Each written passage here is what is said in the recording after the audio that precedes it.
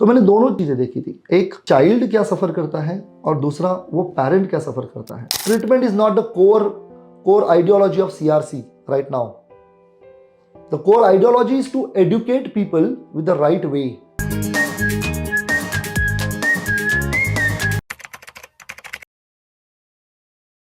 तो मजाक मजाक में मैंने दोस्तों से कहा था कि you study hard and you go abroad, by that time I will establish a system of rehabilitation in India itself. So that was just एक इंटर्नशिप के दौरान हमारी बातें हुई थी। सेकेंड थिंग वाज एक 3 से 4 साल I started working with adult field and कुछ ऐसी बातें होती है कि आप चाहते नहीं हो कि उस फील्ड में जाए या आपका इंटरेस्ट नहीं होता है, लेकिन आपके अंदर वो स्किल्स होते हैं कि वो फील्ड के लिए आप बहुत ही फिट हो।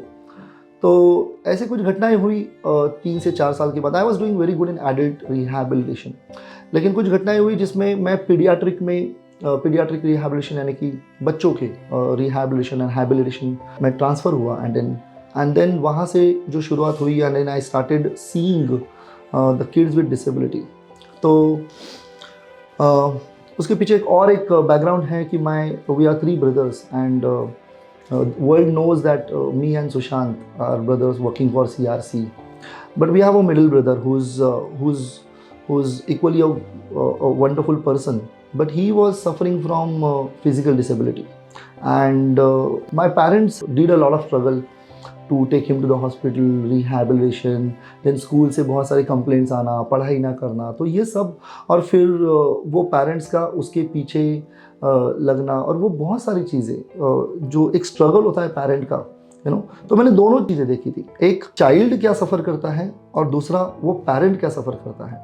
और जब ये एक बचपन से एक मेरे सबकॉन्शियस माइंड में था, तो even though I don't like kids, okay, but I was prepared, my childhood was prepared to deal with such situations and I came into the pediatric field. I started my pediatric career in 2006 or 7, and once I came to know that yes, I am capable enough to start a center where my knowledge, attitude, skills and my overall soft skills are right to serve to the people after working n number of sectors. 2008 I started CRC as one branch, single-handedly I was working. Then 2012 I started second branch. It got failed. I again started, again got failed. 2014 I started with CLC and it started with slow. लेकिन जब आपको पता होता है कि where you want to reach ultimately, तो बीच में कितने भी सारे स्टेशन आए या कितने भी गड्ढे आए और कितने भी बीच में रुकावट आए, if you know where you want to reach then you reach. तो today we are sitting in 2024 and CRC has seen more than 9,000 kids consultations I have taken. In my earliest days I did take more than 60,000 personal sessions and today CRC is catering more than 600 kids from across India with offline sessions. People come here, stay here and definitely the surrounding areas, and more than 250 kids we are seeing from abroad, from Australia, from UK, from US and Gulf countries. More than 250 kids are taking services of CRC with respect to the child development, behavior and their learning issues. आपके अंदर से आता है कि no, yes, this is the time that you have to start. तब आप कुछ भी नहीं देखते, you just start and without any fail. तो the primary challenges were many. अभी वो challenges नहीं लगते, अभी वो challenges को बारे में सोचता हूँ तो हंसने को आता है, because there were many challenges. How you establish as a professional, how you work with lot many odds. There were challenges with people, there were challenges with structure of disability, structure of rehabilitation over here. There were challenges with awareness, challenges with references. Why should I send your case or why I should keep faith on you in this particular thing. But if you are prepared enough, जब आपका preparation complete होता है, आपका जब एक professional जब आप कहते हैं तो उसमें 4 ईज होते हैं. First E is you do your education. Second E, you give your examination, you pass that examination, and then you become a graduate. Third E becomes experience, and fourth E becomes ethics. CRC में जब कोई बच्चा आता है तो most of the time, parent come with a problem of बच्चा बात नहीं कर रहा है, या बच्चा 3 साल का है, अभी वो घुल मिलता नहीं है, या बच्चा एक जगह पर बैठता नहीं है. बच्चा स्कूल में जा रहा है लेकिन बहुत रोता है, बहुत ही क्रैंकी है, बिहेवियर्स दिखाता है, वो चीज़ें फेंकता है, खुद को मारता है. ये 3 साल 4 साल में या स्कूल से कंप्लेंट्स आते हैं कि वो एक जगह पर नहीं बैठ रहा है, या दूसरे बच्चों को मारता है, खाना नहीं खाता है, खाना चबा के नहीं खाता है, बहुत बार गिरता है, उसका बैलेंस जाता है. 3-3.5 साल का हुआ है लेकिन वो खिलौनों के साथ खेलता नहीं है. तो ऐसे बहुत सारे कंप्लेंट्स लेकर पेरेंट्स आते हैं. हमें वो कंप्लेंट्स के पीछे एग्जैक्ट आइडेंटिफिकेशन करना होता है कि द चाइल्ड वो जो कर रहा है, या वो बिहेवियर है, या वो डेवलपमेंट इशू है, या वो लर्निंग इशू है, लर्निंग की समस्या है, तो उसके पीछे का एग्जैक्ट कारण क्या है. Is it a neurological dysfunction? Is it a behavioural dysfunction? क्या ये पेरेंट और चाइल्ड बॉन्डिंग में आने वाला प्रॉब्लम है क्या? And then after early assessment, child starts with the sessions. Child has to go through vigorous therapies. In that we set goals. Goal setting is very important. जब आप कुछ भी काम करते हो तो उसमें आपको पता होना चाहिए कि अगले 2 महीनों में मैं अपने प्रोफेशनल एक्ट से, या मैं अपने सर्विसेज से, where I want to see that child in terms of development and his improved behaviors and improved learning. तो ये गोल सेटिंग होता है. एवरी आफ्टर 2 months 3 months में ये गोल्स एस्टैब्लिश करने के बाद उसका एक प्रोटोकॉल होता है, एंड देन हर 2-3 महीने के बाद उसका रिव्यू होता है, ये देखने के लिए कि क्या जो हमने जो गोल्स रखे थे कि वो अचीव हो, कैसे हुए हैं, how we are going and how we are progressing, where the child stands in the developmental continuum, where the child stands in the schooling, where the child stands in the family. Okay, how is his soft skills are developed, how is his physical motor skills are developed, how is his cognitive skills are developed, and as per the parental expectations also, as per the dysfunctions where the child is showing, we help the child to be a part of the society. और एक बार वो बच्चे का brain या बच्चा खुद से जब वो खुद को संभालने लगता है, या खुद से ओरिएंटेड होता है, थॉट प्रोसेस उसकी डेवलप होती है, वो इमेजिनेशन उसका डेवलप होता है, वो उसका प्ले डेवलप होता है, और वो दूसरे बच्चों के साथ घुल मिलकर एक्सचेंज करने लगता है उसके आइडियाज़, बिलीव्स, थॉट्स, तब वो बच्चे का ब्रेन पूरा विकसित हुआ है, ऐसे हम मानते हैं. बच्चा पढ़ाई कर रहा है कि नहीं, वो उसका असेसमेंट हो कि क्या वो लर्निंग उसकी एबिलिटी डेवलप हुई है कि नहीं, वो एक उसका असेसमेंट होके फिर then we discharge the child. There are different types of disabilities. सबसे पहले है न्यूरोलॉजिकल डिसऑर्डर. न्यूरोलॉजिकल डिसऑर्डर यानी कि ब्रेन में कुछ प्रॉब्लम होने के वजह से, या वो प्रॉब्लम दिखता है या वो प्रॉब्लम नहीं दिखता है. तो ब्रेन के स्ट्रक्चरल प्रॉब्लम की वजह से इंटरनल, या शायद बच्चा जन्म होने के बाद वो रोया नहीं, या शायद उसको कुछ ब्रेन को इंसल्ट हुआ, या कुछ मम्मी को कुछ बीमारियाँ थी, या कुछ वो बच्चे के ब्रेन को ऑक्सीजन नहीं मिला ना रोने की वजह से. कुछ जेनेटिक डिसऑर्डर्स हैं, तो कुछ उसकी वजह से ब्रेन में की जो डेवलपमेंट होनी चाहिए वो नहीं होती है, जिसको हम लोग कहेंगे न्यूरोलॉजिकल डिसऑर्डर्स. इसमें ऑटिज्म आता है, ADHD, attention deficit hyper activity disorder, then various kind of learning disabilities जो स्पेसिफिक लर्निंग डिसेबिलिटीज के अंदर आती हैं. Various physical motor disabilities like cerebral palsy, जिसमें बच्चा मोटर स्किल्स डेवलप नहीं करता है. Then various auto immune disorders होते हैं कि इट्स अ इम्यूनिटी, खुद की इम्यूनिटी ही उसमें अफेक्ट होती है, जैसे जिसको हम लोग मस्कुलर डिस्ट्रॉफीज और कुछ जेनेटिक डिसऑर्डर्स होते हैं, मोटर न्यूरॉन डिसऑर्डर्स होते हैं. तो अलग अलग डिसऑर्डर्स है जो बच्चे के physical development, cognitive development, learning abilities को अफेक्ट करती है, और फिर उसका हमें निदान करना होता है, उसका हमें आइडेंटिफाई करना होता है कि if this child is come to us at the age of 5 years, लेकिन वो उसकी कॉग्निटिव क्षमता है, उसकी अंडरस्टैंडिंग की क्षमता है एक 2 साल के बच्चे की तरह, तो how we can take him to 3 years old child, how we can take him to further. तो उसका क्रोनोलॉजिकल एज एक अलग चीज़ होती है, लेकिन उसका जो सोशल डेवलपमेंट एज होता है, जो उसको आइडेंटिफाई करके उसको एक पोषक वातावरण बनाकर एट द सेम टाइम जो डिसफंक्शंस है ब्रेन में, उसके ऊपर अलग अलग अप्रोचेस से काम करके हम आगे बढ़ते हैं।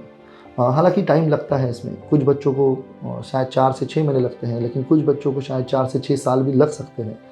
But I have seen in my career working in developmental disabilities, when you work with your experience and in ethical manner with the appropriate scientific approaches, around 80 to 90% disorders जो हैं वो बच्चे एक समाज का एक सक्षम हिस्सा बन सकते हैं और बने हैं। मीन्स अगर मैं कहता हूँ 9,000 kids I have seen in my career, तो more than 7,000 kids, 7 to 8,000 kids are nicely living their independent life in the society. सबसे बड़ा प्रॉब्लम है बच्चा ना होना, लेकिन एक प्रॉब्लम ऐसा है कि बच्चा होना लेकिन उसको कुछ डेवलपमेंटल डिसेबिलिटी होना is like unimaginable problem. You cannot identify, you cannot quantify the stress in the parent. तो जब ये पेरेंट हमारे पास आते हैं तो सबसे इम्पॉर्टेंट चीज़ यही होती है कि वो एक डर से गुजरते हैं, वो एक स्ट्रेस होता है उनमें कि क्योंकि आजकल गूगल पर बहुत ज़्यादा वो पढ़ के आते हैं। जब ये पेरेंट वो गूगल पढ़ते हैं और आप गूगल पर माउथ कैंसर अगर आप डालोगे, बहुत ही डरावने आपको फोटोज़ मिलेंगे वहाँ पर। तो वैसे अगर कोई पेरेंट ADHD पढ़ता है या ऑटिज़म पढ़ता है तो उसको बहुत ज़्यादा एक्सट्रीम लेवल का पिक्चर उसका दिखाया जाता है। फिर वो जब पेरेंट हमारे सामने जब कंसल्टेशन के लिए बैठे तो ऑलरेडी एक डर में होता है, तो हम जो बोल रहे हैं उसके ऊपर उनका ध्यान नहीं होता है, बहुत बार नहीं होता है। Because if you are in stress you will not look after कि कौन क्या कह रहा है दिस थिंग्स। उसके लिए सॉल्यूशन एक ही है, to make them comfortable, to make them aware about what really child development is, to make them understand कि एक्सपेक्टेशन से जाने से ज़्यादा परसेप्शन क्या है हमारे हाथ में, उसकी स्ट्रेंथ्स क्या है, उसके स्ट्रेंथ से उसको आगे लेके जाना। दूसरे बच्चों से कंपेयर ना करके हमारा बच्चा जो कल था और वो आज कितना अच्छा कर रहा है उसके ऊपर ज़्यादा ध्यान देना। जब ये necessities and possibilities and very slowly when we grow, I have seen many families have come out. घर में अगर एक बीमार बच्चा है और एक डिसेबल्ड बच्चा है तो पूरी फैमिली उससे अफेक्ट होती है और उससे एक्सटेंडेड फैमिली भी अफेक्ट होती है। I don't know what is normal is, लेकिन मेरी व्याख्या नॉर्मल के लिए यह है कि अगर मैं एक इंसान हूं तो इंसान की तरह जीना, लोगों को इंसान की तरह पेश आना और लोगों ने मुझे इंसान की तरह पेश आना, मुझे लगता है यही नॉर्मल है। तो इसमें ना तो एजुकेशन है, ना तो वो नौकरी है, ना तो वो कुछ भी नहीं है। Being independent and be able to take care of yourself, if you do that, take care of your family, if you can do that, take care of your society. Okay, there are different levels of being normal. 15 साल का autism बच्चा है, okay, और वो घर के सारे काम करता है, मम्मी का बहुत ख्याल रखता है ना। मम्मी को आर्थराइटिस है और मम्मी को मालिश करता है, मम्मी की दवाइयाँ लेकर आता है। 15 साल का है ना। पढ़ा नहीं, वो बहुत पढ़ाने की कोशिश की, लेकिन जब पेरेंट्स को बहुत जल्दी समझ में आया कि ये पढ़ने वाला नॉर्मल नहीं हो सकता, ये शायद इंडिपेंडेंट होने वाला बेस्ट नॉर्मल हो सकता है, तो पेरेंट्स ने बहुत ज़्यादा उसको इंडिपेंडेंट करने की कोशिश की और वो बच्चा घर के सारे काम, सारी रिस्पॉन्सिबिलिटीज खुद से उठाता है। वो खुद से कपड़े वॉशिंग मशीन में डालता है, खुद से खाना बनाता है, बहुत सारी चीज़ें करता है, क्योंकि मम्मी को आर्थराइटिस होने की वजह से वो मम्मी बहुत सारी काम नहीं कर सकती। Care of his parents till their life, और वो बच्चे के घर में जब कुछ नेबर्स आते हैं, कुछ फैमिलीज आते हैं, और मैं भी गया था, तो मैंने सुना है कि शायद मुझे आदित्य जैसा बच्चा होता तो मैं बहुत खुश होती, नहीं तो मेरा बच्चा 10th या 11th में है, उसके पीछे लगना पड़ता है बाबा उठ, उसके पीछे लगना पड़ता है बाबा मम्मी, मैं बीमार थी उसको नहीं पता था। सो काश मुझे अगर अब नॉर्मल बच्चा होता तो भी चलता, लेकिन वो एक इंडिपेंडेंट होता तो मैं बहुत ज़्यादा खुश होती। तो जब ये एक अप्रिशिएशन वो पेरेंट को मिलता है तो मुझे लगता है कि वो पेरेंट गंगा नहा गया। तो नॉर्मल की परिभाषा ऐसी है कि आप इंडिपेंडेंट हो तो बेस्ट इंडिपेंडेंट बनाने की कोशिश करो। 95% of the jobs are not dependent on education. 90% of the jobs are dependent on skill. So normal होना, वो जिसको समझ में आया, तो वो किसी भी डिसेबिलिटी को बहुत अच्छे से केटर कर सकता है। और ये बहुत बहुत जल्दी समझ में आने की वजह से at CRC, me and my professionals, we don't look at the disability. We see at the ability behind that disability. Treatment is not the core ideology of CRC right now. The core ideology is to educate people with the right way. To educate people, how I can make my child best in his available skills. That is normal. We want to create the best child development system in India, जहाँ पर जो disability rate है, अगर 100 में से अगर 6 बच्चे अगर डिसेबल्ड हैं, ओके, ये आंकड़ा बहुत बड़ा है, लेकिन उससे कहीं ज़्यादा प्रॉब्लम ये होता है कि वो 6 बच्चों में से 4 बच्चे डिसेबल्ड ही रहते हैं, मैं ये चाहूँगा कि वो 6 में से 5 बच्चे नॉर्मल बने and help to society and help to that family. I want to create a system of child development where the disability rate will not just go low, but child development system will help to overcome the disability in India. So this is what my future goal is. So we don't want to run centers. We want to be a part of the system. We want to become policy makers. We want to help policy makers to create right strategies at the government level, at not just at city levels, but at the district level, at a rural level. We want to create this system and help our nation, where people from across world, दूसरे countries से लोग यहाँ पर आए और यहाँ से treatment ले to make their child independent in the society. So that's what my goal is.